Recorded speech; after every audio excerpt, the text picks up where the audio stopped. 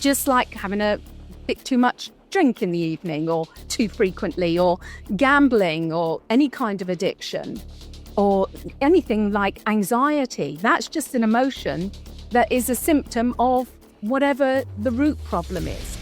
So you don't need to tell me, something horrific happened to me in my childhood. I don't need to know that, because your body knows it. Your subconscious mind knows it. Welcome to Guide to Spirituality's podcast with me, Stacey Bauer. It's a down-to-earth space where we talk all things spiritual. Each episode, I'm joined by guests from all walks of life to share real experiences, practical tools, and honest conversations about healing, growth, and the unseen spiritual world. Whether you're just starting out or you're deep on your journey, this podcast is here to support your path with insight, connection, and that little bit of magic. Today I'm joined by Lesley, a clinical hypnotherapist and physical therapist who's changed the game with conscious hypnotherapy. No trance, no gimmicks, just deep, grounded healing that gets straight to the root. If you've ever wanted to rewire old patterns without reliving the trauma, this one's for you. Hello, Lesley. Thank you very much for joining me today. How are you? I'm very well, and it's my absolute pleasure to join you. I'm very excited for this one, Lesley, because you do not only hypnotherapy, but you do physical therapy, but you do a different type of hypnotherapy that I've not heard of until a few days ago. So can we jump straight in with that? Because I feel like it's really quite exciting.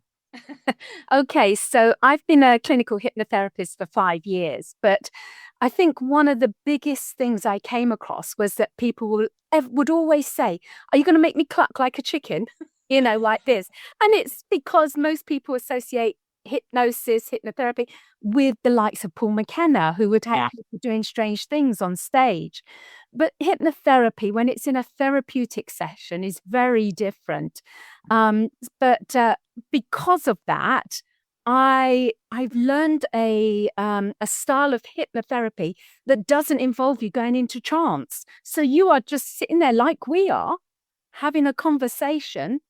But what happens is the way I structure it, we get the subconscious mind where all change happens to make an appearance and talk to us. And sometimes it can be through person's own speech, but usually I get them to use their fingers, and people are like, "Oh God, that's weird. How comes It's amazing." And so I start with that all the time now, because people feel more relaxed, they feel in control, and I just gently walk them through the process, and they actually see the change taking place. Yeah. So some people that come to see you will come for hypnotherapy for like trauma-based healing and all sorts of things. So actually, if you've got to put your trust in somebody else that is obviously a therapist, that perhaps you don't have you've come for a problem where you don't want to give your trust over like that. You don't feel safe. You don't feel secure saying, "Well, that's fine. I'll just sit here. You do what you want with my mind." Because people think it's mind control as well. Yeah, that's what they think. But again, films, movies, all that kind of thing contribute to that. Yeah. So if that's been your only exposure, you are going to be skeptical, scared even. So with this process, it's very much a collaboration. Yes, I can. If you want to go into trance, I can do that. But I think people quite enjoy seeing the change happen and just feeling it almost happen, because it literally is quite instantaneous. So I find that people are much more receptive to it. In fact, they're actually quite curious about it. "Oh, how are you going to change me without, zoning me out?" Yeah. But it's nothing like that. We just have a chat, and obviously I structure the sessions so that we get to the root of the problem. Now, it can be completely content free. You don't need to tell me why. So, for example, people might come to me because They eat too much. Oh, I eat in the evening, even though I've just had a big dinner. Yeah, I'm, half hour later, I'm going to the cupboard. Well, that's not a problem. That's a symptom of a problem. Ah. Just like having a bit too much drink in the evening or too frequently, or gambling, or any kind of addiction, or anything like anxiety. That's just an emotion that is a symptom of whatever the root problem is.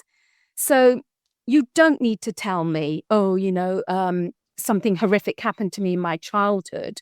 I don't need to know that, because your body knows it. Your subconscious mind knows it.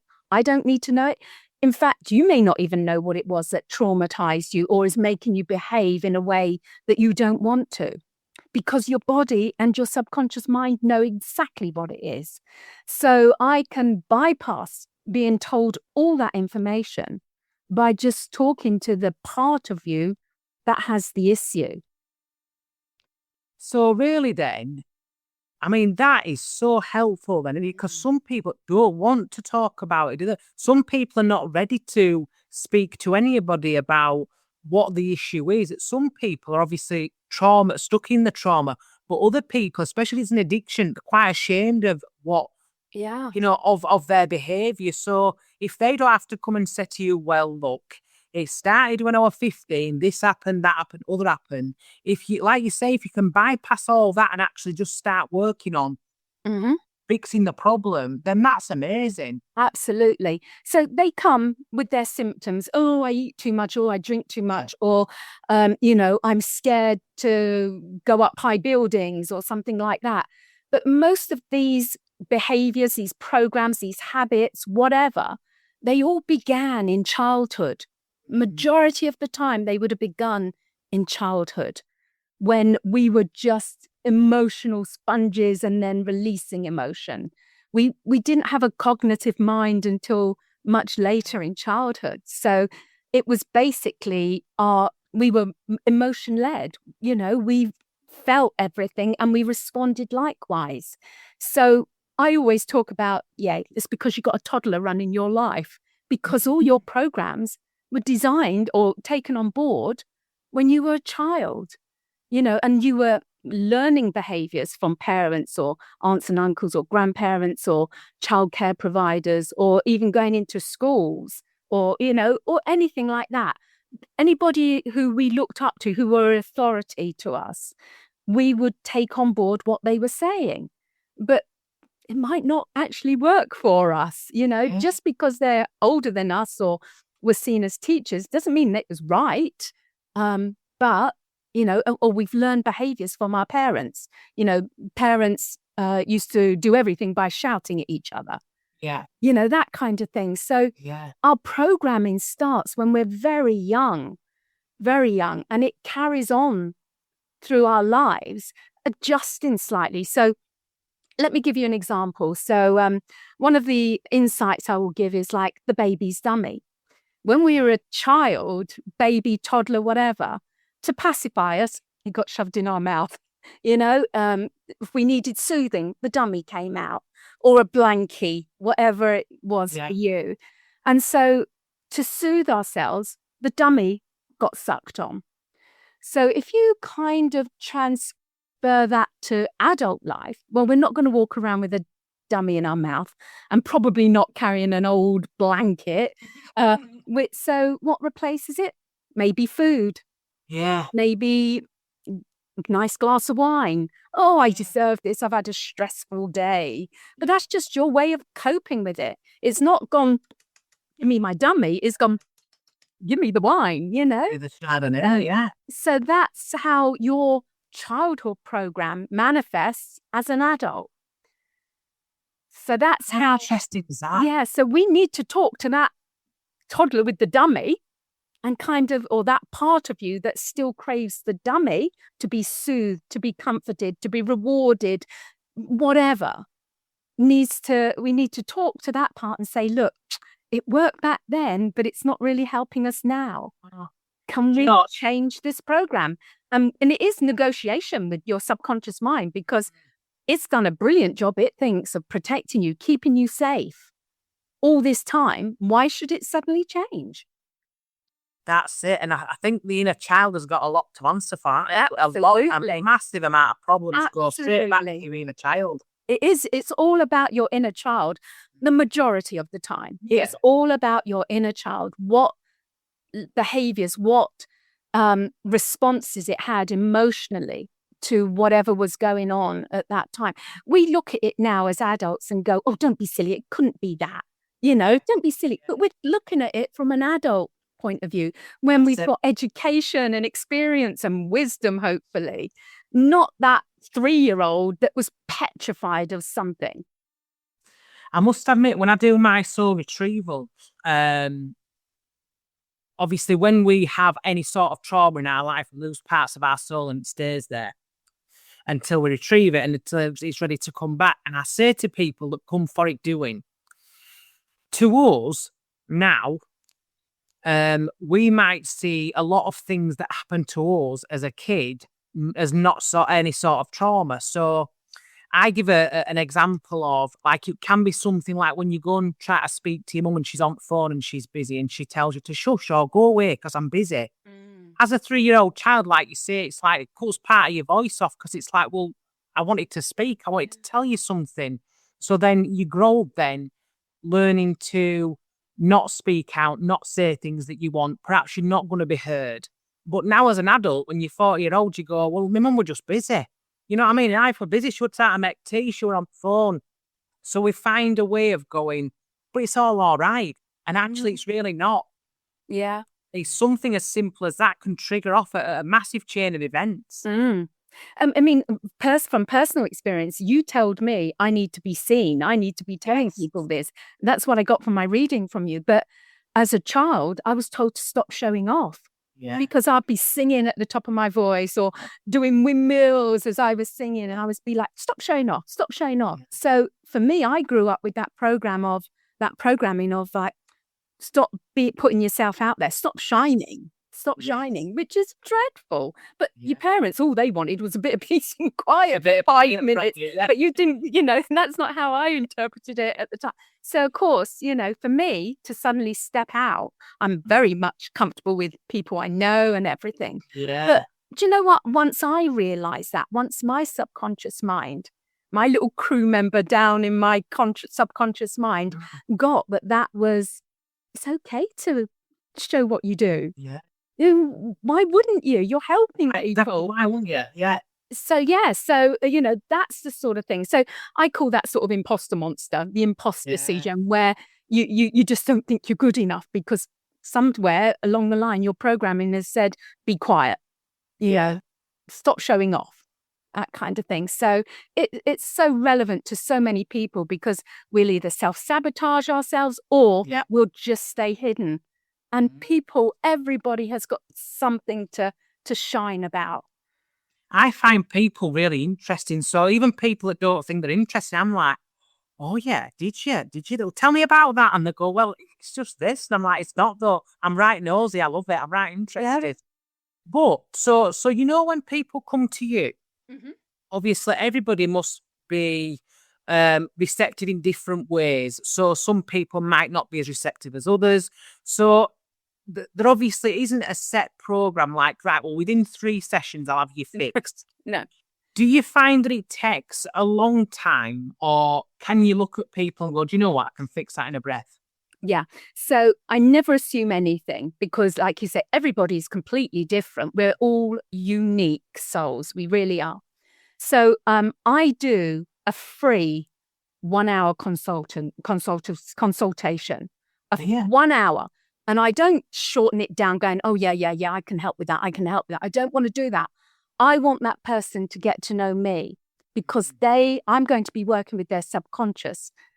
And their subconscious mind is powerful and it's looking as if to say, no, you're not going to come in and try and change me. So I want the subconscious mind as well as the conscious mind of the person who's coming, the one who's booked the appointment and is listening to me. I want them to feel completely comfortable with me. And I want to know, that this person is ready, calling it being at threshold. They say they want to change, but do they really? that kind of thing. So I don't want to waste their time or money. But I do it's usually at least an hour where we chat. I do ask some questions, like your medication, just so I know what's going on. Absolutely, and, do you want to tell me about why you're here? Or just anything that might just give me some insight to what's going on so I can then work out how I'm going to do the sessions. Now, the sessions after that, if we agree to work together, if we feel there's a really good collaboration, because I don't just go in and fix you, it's a complete partnership. So you have got to be prepared to participate. Yeah. So if we agree to carry on and you come for your first session, that is usually where the main change takes place, in that first session. But we are asking the subconscious mind to change its programming. And for years and I must say, I do notice that people come to me tend to be sort of past 40, because it's taken them so long to go, enough, I need this sorted, So, their subconscious mind has maybe been protecting them for 45 years doing this program.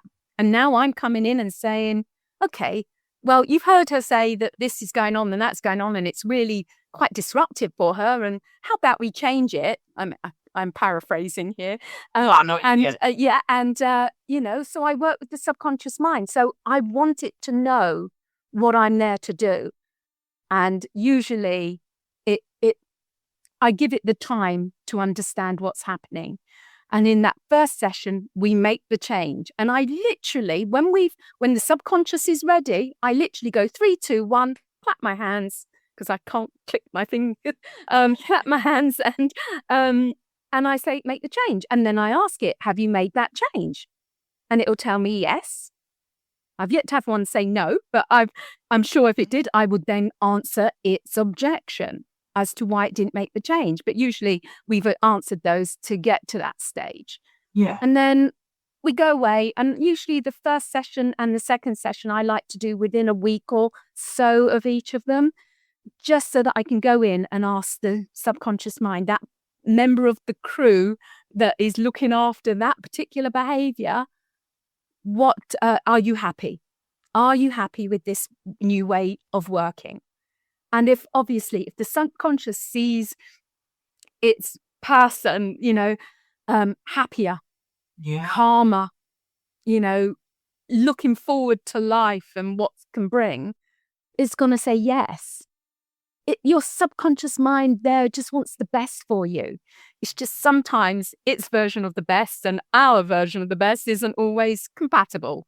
So so that's all we're doing. And then the third session, which I usually set up 2, 3, maybe even longer weeks later, is just to mop up anything, So you'd have about 3 sessions. 3 sessions usually. I will say that when I've worked with some very traumatic early life, and I'm talking like the worst kind of stuff that you would want. And these people, over time grew to trust me, and they wanted me to know. Then it could take a little bit longer, but it just depends on how many different parts of you we've got to help. Yeah. Because we're made up. I use an analogy of our mind is a ship. Our conscious mind, the ones that's chatting now and makes a list for shopping, our conscious mind, our logical mind, okay, that's the captain of our ship. But the crew of the ship is your subconscious mind, and they're the ones working underneath, doing all the work. They're doing all the work, and they're doing it mainly on automatic pilot, if you like. So if they have got some programming from childhood before the captain came on board around 8 years old, if they've already assigned their jobs, no, this is how we're going to respond to spiders, or this is how we're going to respond to the nighttime or whatever. We need to go in and find those little crew members and bring them out and say, look, It doesn't have to be this way. There are other ways of dealing with this so that you can have a fulfilling life rather than one that's stuck back there and sometimes not even knowing why you're stuck there because your subconscious mind has suppressed it. That's it. Some people have such a deep-rooted trauma that they forgot what I said. They forgot that they don't remember, do they? Oh, it's pushed so far down. I know sometimes when I've done some healings, people say, I know something was wrong. I know something isn't right, but what it is, I don't know. The other thing I like with, conscious, sort of non-trance hypnotherapy, is that if you haven't got a skillful hypnotherapist, there are times when people don't know what happened, that false memories can be put in place. With this, you're just chatting, you're just talking. I can't put any false memories. I mean, it would take somebody not very skilled at all to do that, but it has been known. So you have to be careful when you're dealing with traumatic cases. And I have got sort of a lot of PTSD training as well. I mean, up to combat veteran level. So Really? yes, but and I do take people into a more relaxed hypnotic state than dealing with this. But saying that, I have done, child sex abuse and everything with this method, and it's worked brilliantly. Has it really? Oh my word! I remember when I first did the work and I wanted to do some case studies. I had, I thought, let's keep it. The people who are going to volunteer are going to, I'm frightened of spiders or heights, or I'm a bit anxious, or I am anxious, and I got 2 that were just horrendous. Oh my word! And I thought, no, the case study is on this method. And I did them, and they both were amazingly transformed. It was just beautiful and so joyful to see that they can now go forward without all the constant fears and the wrenching in the stomach and all of that. It was just blew me away. And that's what I love about this, is you never know what you're going to get, because people come in for one thing, but they actually need help with something. You think it's not you do. Now, how rewarding is that, though? How rewarding is that actually somebody's lived with a trauma for, like you said, over 40 years sometimes, over 50 years. 60 years even, yeah. And actually, people get to a point where they don't want to talk about things, or they feel they can't, or, if they go to doctors, they're given a tablet, well, there's something wrong with you then, and actually, if they can come and see somebody like you and don't actually have to have a massive conversation about it, and you can still help, well, that must be massively rewarding. Absolutely. Sometimes I wish I didn't have bills to pay, because I would do it for nothing. It's so annoying when you've got to pay bills. But yeah, and I have, I have chats with my own GP where I say, don't get me started on anxiety. And she says, it's the only offer we can make is tablets. It's the only thing we can really do. And I was sort of saying, send them to me. That's because it should be another option. But I remember when I was doing the PTSD training, there are predispositions to having PTSD that were brought about, or, literally listed in the Second World War. Okay. In 1941, this list came out of, don't bring these people into war, these men into wars, because they are going to get PTSD. Really? And I found it something on the NHS in 2018. 2018, nearly 100 years later, they brought out the same list. It's not, I'm not saying, that the NHS is limited in financing and things like that, but things that were known years ago. Yeah. Hypnotherapy was what helped people with shell shock from World War I. Oh, is it? Yeah. That's how long ago. I mean, there was a hypnotist. He was a surgeon. It's called Esdale. He used to put his patients in a cataleptic state so they couldn't feel anything, and he would do surgery on them. He would take them down so deep into hypnosis that he could do surgery on them. It's called the Esdale state, and basically you can get somebody, sitting on one butt cheek with all their limbs in the air because they would be in catalepsy. It's incredibly how powerful the mind is. Hi, I'm just taking a quick break to thank you all so much for listening to the podcast and for all your lovely support. If this episode gave you something to think about or simply felt helpful, you can support future episodes and my tea habit over at Buy Me a Coffee. The link is buymeacoffee.com/guide to spirituality. Every little bit helps me keep creating, sharing and growing this space, and I'm truly grateful. That's amazing, but frightening at the same time. Absolutely. So when it's taken out of context or you don't hear the whole story, it can be like, oh my word. But on the other hand, I'm like, wow, fancy having your leg amputated and not feeling a thing, Yeah, back in the wars and that. So, it's got a rich history of helping people. And yet we've just brought it right up to date. The fundamentals remain the same in hypnotherapy. There's just different methods of doing it. And each hypnotherapist you go to will be different. But at the heart of it, you've got to make the change on the subconscious level, because that's where all your patterns are, your beliefs, your programming, your habits, your behaviors, even your thought processes when you get on that hamster wheel going round and round and round and round and round. It's all starting in your subconscious mind. So do you know, you've set me off on a train of thought now. I once watched a film, and within this film, I can't remember what it was called, within this film, this girl had brought her then boyfriend home to mum and dad's house. And the mum hypnotised the boyfriend by stirring a tea. Yeah? So it was a spoon it in the sound of the cup round the outside. And she could then go in and make him believe that it was somebody else. Now, I don't ever think that I'd go see a therapist and that would happen.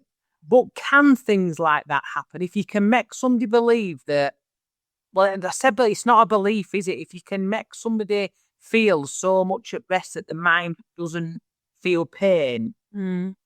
Yeah, so with this, I tend not to watch any films that have hypnotherapy in, because it drives I deal with like Ouija boards and ghosts. Exactly, yeah, it just drives me mad. I mean, yes, there was some work done by some government agencies, I'm not saying Britain, but, overseas, but powerful drugs were used with them. I don't profess to know anything about them. You'd have to do your own research. But even if you came to me and I put you in a trance, if you did not want to do what I suggested, you would not do it. Right. Okay. So if I said to you, if you came into me, let's go back to that old, will you make me cluck like a chicken?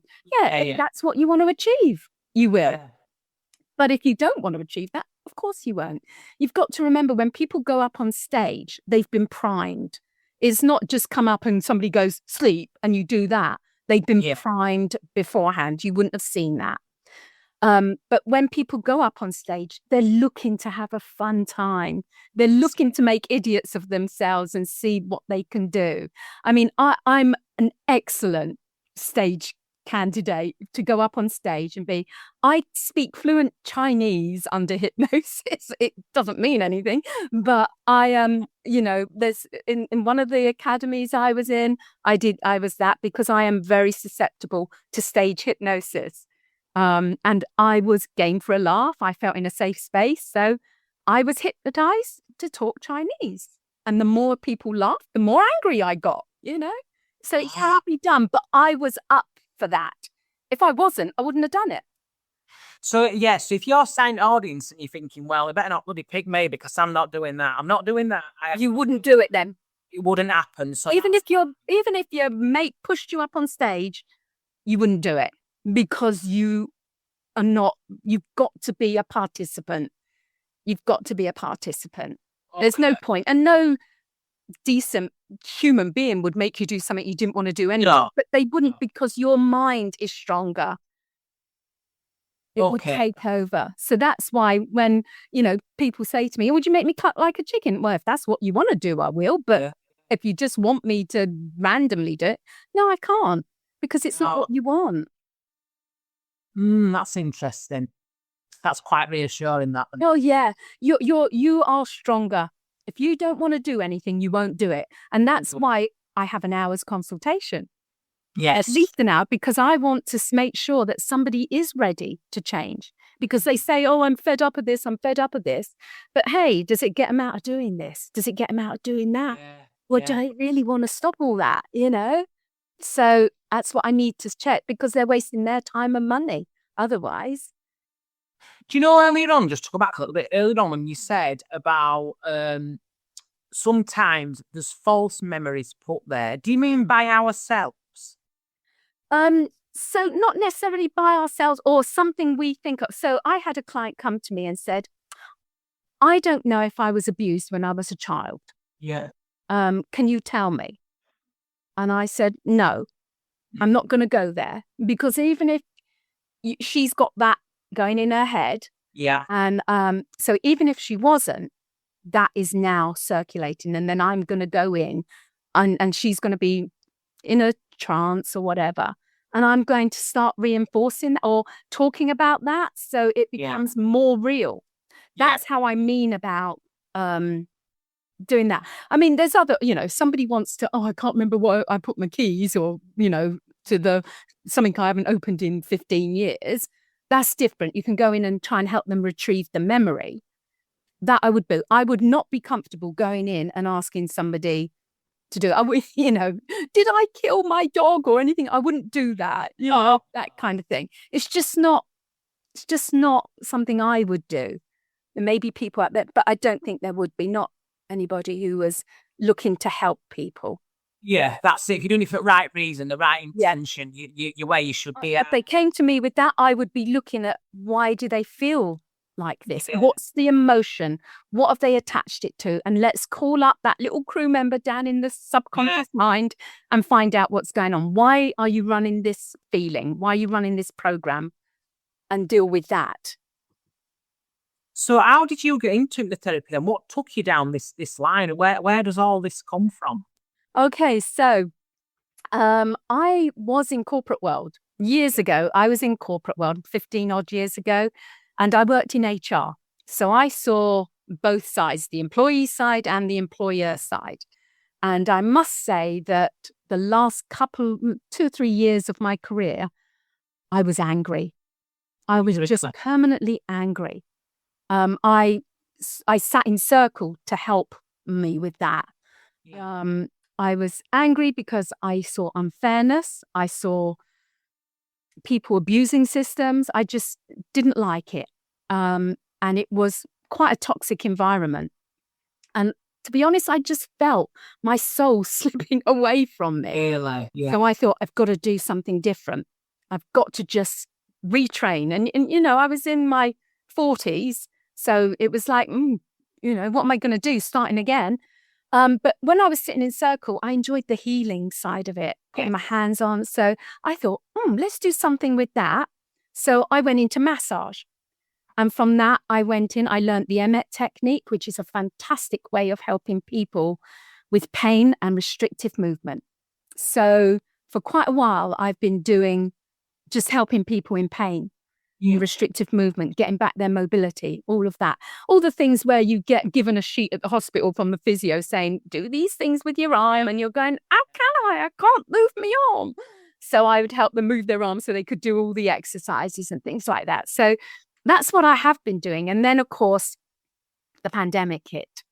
Yeah. And the first lockdown, I couldn't work because it's close. I work close contact. And I know the pandemic was awful for some people, but for me, it gave me an opportunity. First of all, I'm very much a sunshine person, and we instantly had summer, didn't we, in that first lockdown? But something started appearing on my Facebook, and I had no idea why, but it was hypnotherapy for chronic pain. And I thought, now that makes sense to me, because for years I'm seeing people go thinking, this isn't physical, this is an emotional entrapment there.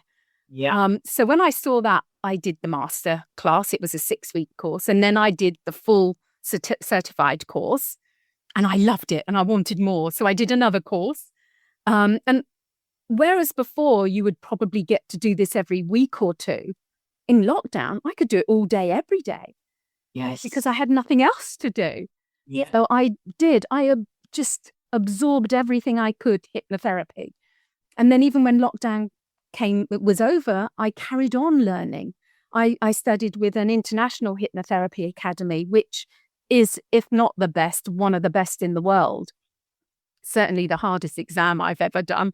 But, it was really, but so insightful. So I did that. And then I did some PTSD training with hypnotherapy.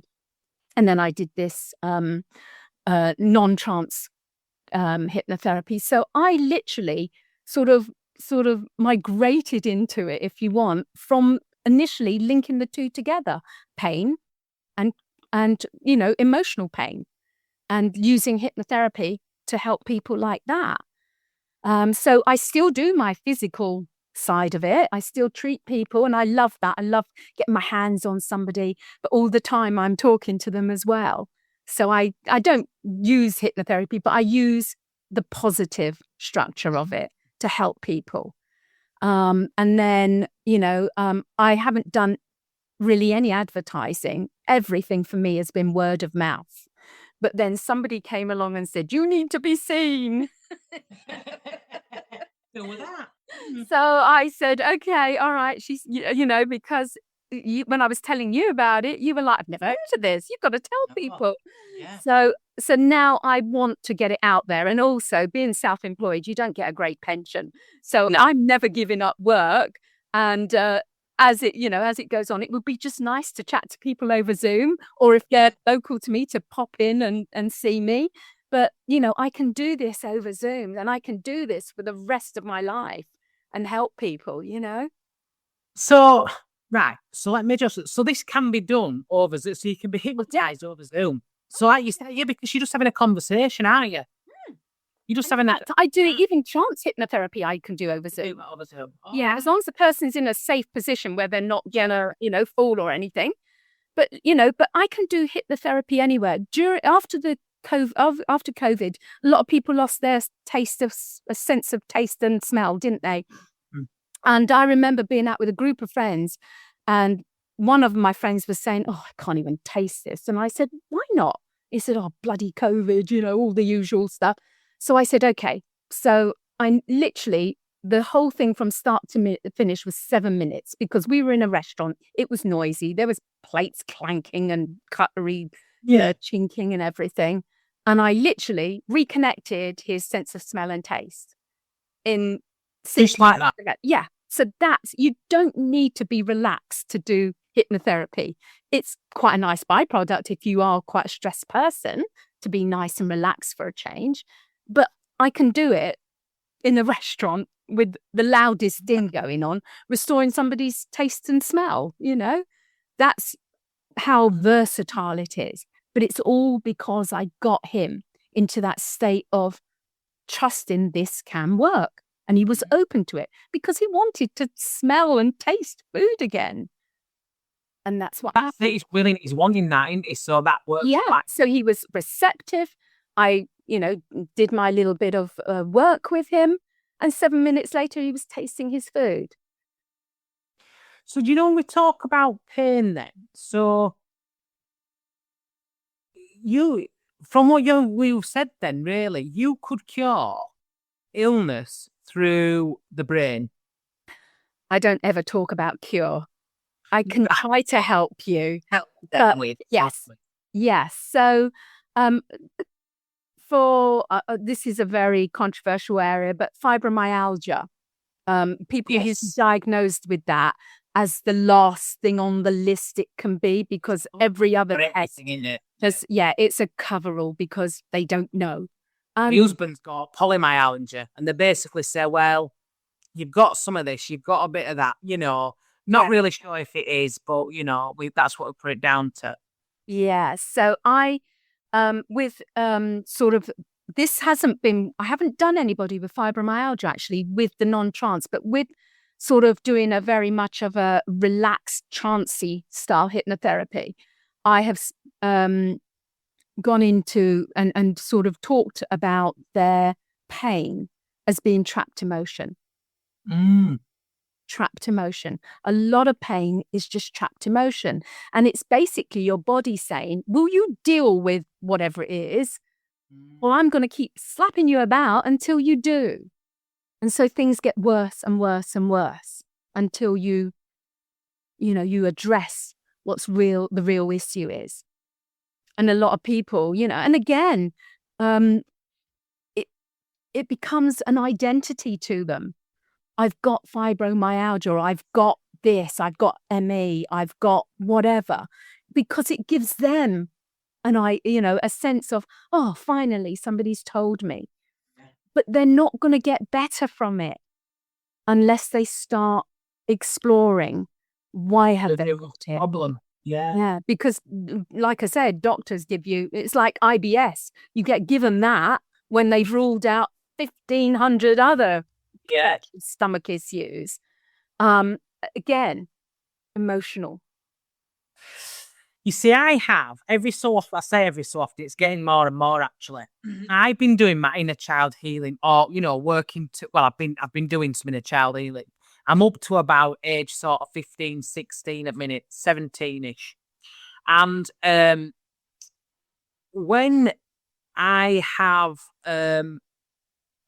done a session, if you like, I'm finding that my back goes out. Now, I know that that's my root chakra. It's where I hold trauma. I know that's exactly what it is. If I get like a painful memory that I'm trying to work through, I start with sciatica. It's my piriformis. It's a trapped this. It's a bulging disc. It's been everything apart from nothing that they can find out that's wrong with it. But I go see osteopath and physio and all that. Now, I did a meditation where a owl brought me a red part, and they told me that it was a mother wound, and they brought me it back. And I know fine well that I've still got some inner child healing to do, because inner child was up to being 21, doesn't it? So I know there's still some there to do. So I feel like I might just have a little hypnotherapy session, perhaps. And we might be able to get this just squashed once and for all, might we? Yeah. You can have a talk to your crew, see who comes forward and says, it's me. But until it thinks you can deal with whatever better than it can, then, that's why we negotiate. That's why we talk. That's why, when I use the dummy example, that's a great insight for the subconscious mind. It works in metaphor. It works in imagery. It works great in imagination. That's how you communicate with it. You give it stories. You give it something to follow, an image, a metaphor. And then it latches onto that and it understands better. Because otherwise we'd all be going, right, stop that. I don't want to eat chocolate anymore and expect it to happen. No, it doesn't work like that. Power on its own is not going to just do it. It might work if it's not such a big hold on you. But a lot of time people have done, for somebody who is eating too much and wants to stop, and you can ask them anything about how to lose weight and they will be able to tell you everything. And my concern is now with these jabs. Ooh, don't get me started on them. And the jabs are like Manjaro and Mesbit, all those. Don't get me started on those, because we really don't know what we're doing to our bodies. So I'd rather people address their relationship with food rather than just have their appetite suppressed and then be a slave to that drug. Yeah. So it's you do need to work at it. It's not hard work.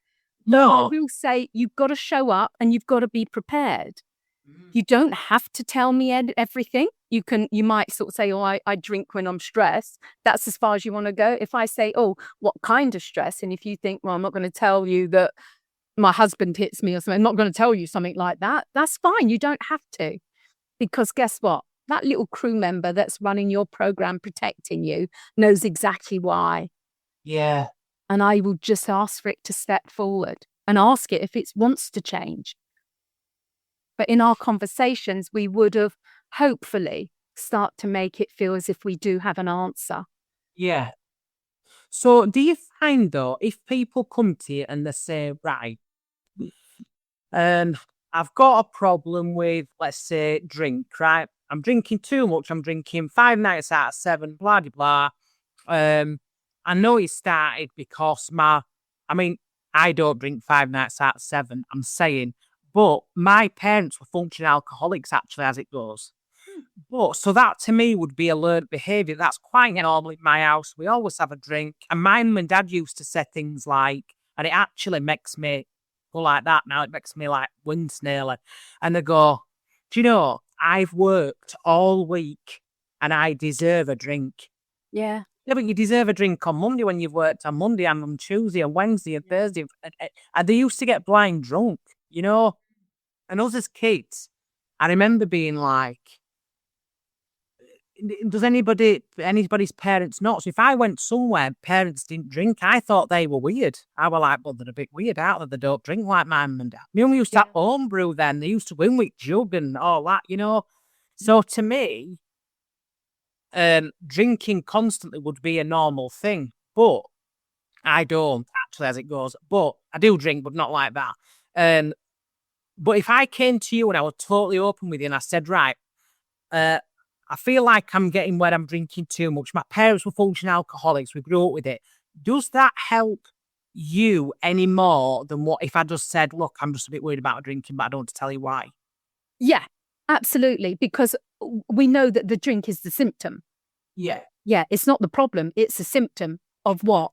So we need to find out what the issue is. We don't need to find out what it is, but we need to identify who's running that program inside you so we can change it. Yeah, so you said it there, it's a learned behavior. It was normal in your household. So why would you think anything bad about it? Yeah, that's it. You know, it's just like when you teach little boys that when they push a girl because they like them, that's acceptable. No, it's not. You know, it's just the crazy things you sort of go, oh, he likes her because he's shoved her, yeah, kind of thing. It's just doesn't marry up to what the true emotion should be. So when you've got somebody who's been around a lot, grown up with parents who drank a lot, then it is a learned behavior. But then we start saying, but that's their behavior, not yours. Why should it be yours? You happen to be in that room, but who put you in that room? You were like, sit down, shut up, watch the telly, so you have no control over it. So, another big insight for me is that you are the expert on you, nobody else. Because you're the only one who's up there 24/7. So even, if you could have been with your husband 50 years, oh, my husband knows me really well. Yeah, he knows the part of you that you want him to know, but there's a whole heap of other stuff going on inside you that is you and only you know. And, your girlfriends may have a little bit else or something else. Your children will have another bit of you. But nobody has you like you do up here. Mm-hmm. You are the expert on you. So when somebody's telling you, oh, you can't do that, or you shouldn't be doing that, or you're doing something wrong, whatever. No, you're doing something that is right for you. People give opinions based on their own experience. And their experiences are completely different to your experiences. Yeah. But, I get asked all the time, especially with girlfriends, oh, what should I do about him? And I always say to them, if I was coming to you and telling you that, what would you tell me to do? Yes. What would you tell yourself to do? Yeah, but they won't. If I say, what would you tell you? They don't do it. And so I will try and phrase things in a way they think they're telling me. And that will tell them what their experience, what their expectations, what their desires want. And then you can say, there's your answer, But Some things are harder to get at because they've been programmed before our captain came on board. The jobs were dished out before he came on board or she came on board. And so, he's desperately trying to regain control of your mind, and your crew are going, no, we're going this way. He said, I want to go over there. And they're going, no, we're going over here. And guess what? They're steering the ship. So that's where you're going. So we just try to get you and the crew and the captain on the same page, going in the right direction to give you the life you want. So actually, hypnotherapy can work for just about anything, can't it? Absolutely. Absolutely.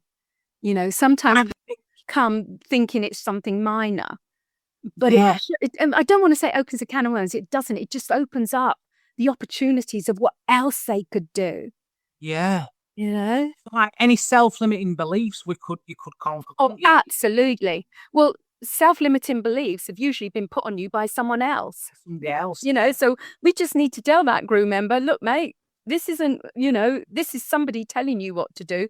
And that was coming from their perspective, not from yours.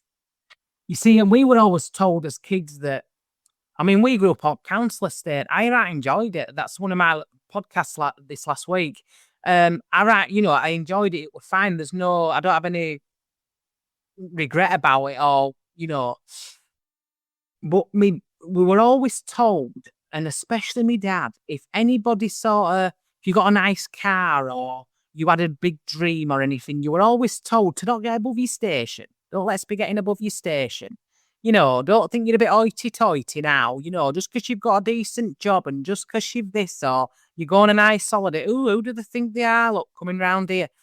And I was like, yeah, but people have dreams. People work hard. They want to do it. And just because you know, it doesn't mean that the rest of us shouldn't, Absolutely. That would always believe that we were always supposed to, have that if you come from council estate, you didn't dare go above and you didn't move out of it. You didn't go above your station. And it's ridiculous.